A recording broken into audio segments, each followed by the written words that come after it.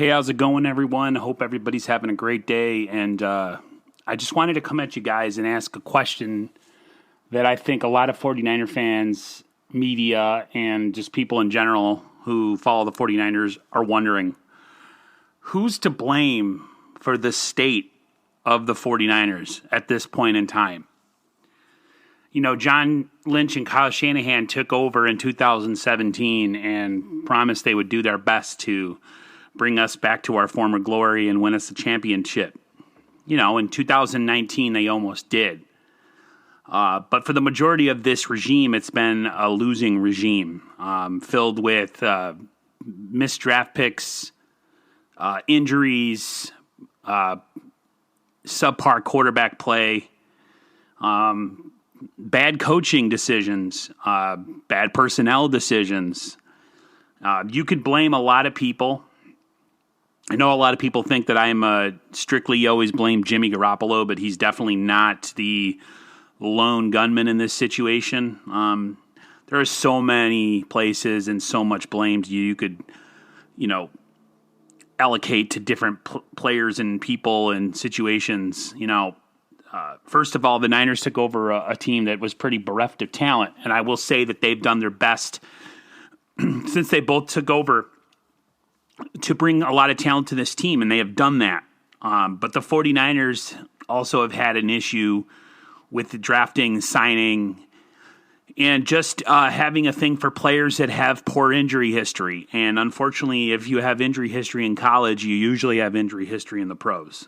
And I know there's the saying, football, it's a game of, physicality and contact, and it's going to happen. But the Niners have a whole different issue with injuries. You go to the fact that they, or at least Kyle, never really wanted Jimmy Garoppolo. Kyle passed on Patrick Mahomes and Deshaun Watson in the draft because he was fixated on Kirk Cousins, who ended up never coming to the 49ers.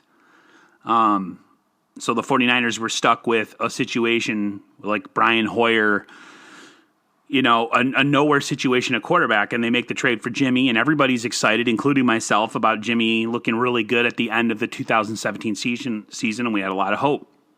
You come into the 2018 season, and some cracks started to form.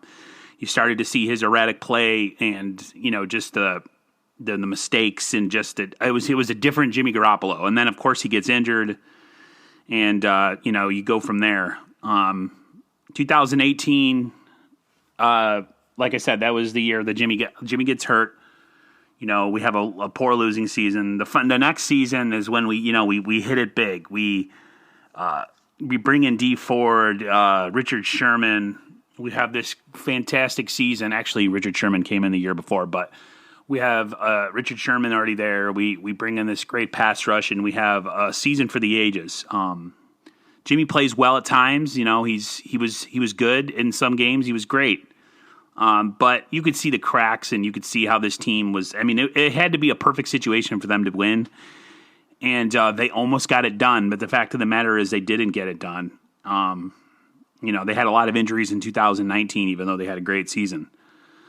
We get to 2020, the COVID situation. It was just an odd season to begin with, and then all the injuries. Again, misses in the draft. They had misses in the draft their first year. They've had misses in the draft their whole regime, but little by little, those start to affect the team more, especially when they're people that you pick that are supposed to fill in jobs right away, say like an Aaron Banks. So, you had an injury-marred season last year, over 30 players on IR to end the season. Kyle had questionable play calls in the Super Bowl. Kyle had questionable play calls and decisions when he was the offensive coordinator for Atlanta, and it's continued with the 49ers. There was report of a little bit of front office, I can't think of the word, but, saying that Kyle wanted Mac Jones and that the 49ers overruled them and gave him Trey Lance. You come into this year with that situation. You come into this year giving a lot of players who were previously injured 1-year deals. One of them being Jason Verrett, who's had an injury history and has only played, maybe almost 2 seasons in his NFL career, and he's came into the league in, I think, 15 or 16. I can't remember which. And that backfired on you. Raheem Mostert has injury situation or history, and he made it through 2 plays. He's gone for the season. Jimmy Garoppolo got hurt again.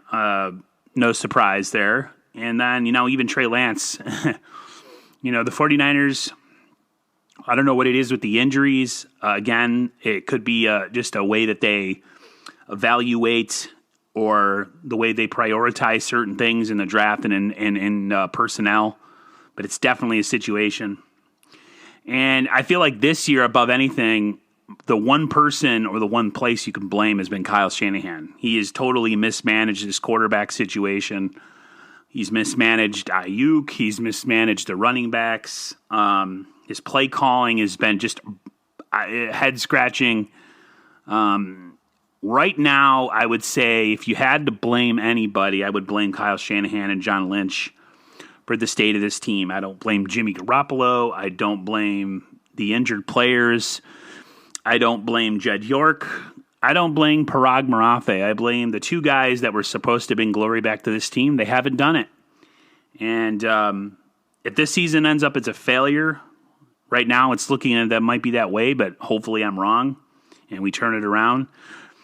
Somebody's going to pay the price. Someone has to fall on the sword. It's probably not going to be Kyle Shanahan. If DeMeco keeps coaching the way he does, it's probably not going to be DeMeco. So that only leaves one person, and that would be probably John Lynch.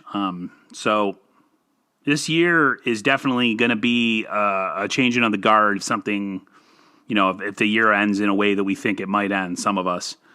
Hopefully we're all wrong, and hopefully the Niners turn this thing around. But this is a crazy situation we're dealing with right now. I feel like we've had the Super Bowl hangover since 2019, and we're still trying to recapture something that we missed. And I just feel like we need to leave that behind and start, looking towards the present and the future.